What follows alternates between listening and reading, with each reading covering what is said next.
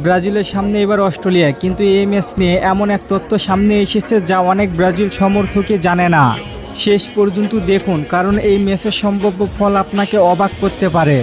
বিশ্বকাপের প্রস্তুতির দিক থেকে এই ম্যাচগুলো ব্রাজিলের জন্য অত্যন্ত গুরুত্বপূর্ণ। সাম্প্রতিক সময়ে দলটি নতুন কোচিং পরিকল্পনা এবং কৌশল এবং তরুণ খেলোয়াড়দের নিয়ে ভবিষ্যতের স্কোয়াড গড়ে তোলার চেষ্টা করতেছে কোচ কার্লো আনচেলত্তি।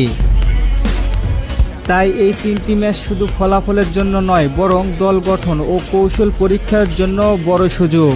অস্ট্রেলিয়ার বিপক্ষে পরপর দুইটি ম্যাচ হওয়ায় কোচের হাতে থাকবে বিভিন্ন কম্বিনেশন পরীক্ষা করার সুযোগ।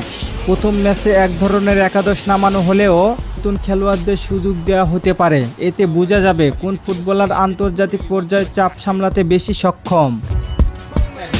অস্ট্রেলিয়া এমন একটি দল যারা শারীরিক শক্তি, দ্রুত গতির ফুটবল এবং সংগঠিত রক্ষণভাগের জন্য পরিচিত।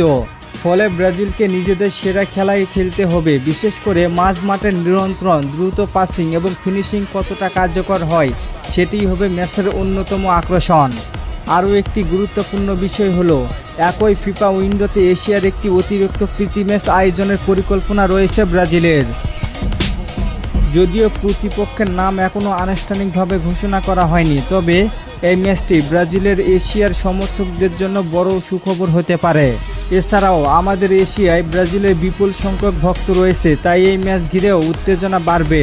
বিশ্বকাপের আগে প্রতিটি প্রীতি ম্যাচই গুরুত্বপূর্ণ, কারণ এখান থেকে কোচ বুঝতে পারবেন কোন খেলোয়াড় বড় টুর্নামেন্টের জন্য প্রস্তুত, কার ফর্ম কেমন এবং কোন জায়গায় আরও উন্নতি দরকার। নতুন মুখদের জন্যও এটি নিজেদের প্রমাণ করার বড় সুযোগ থাকবে।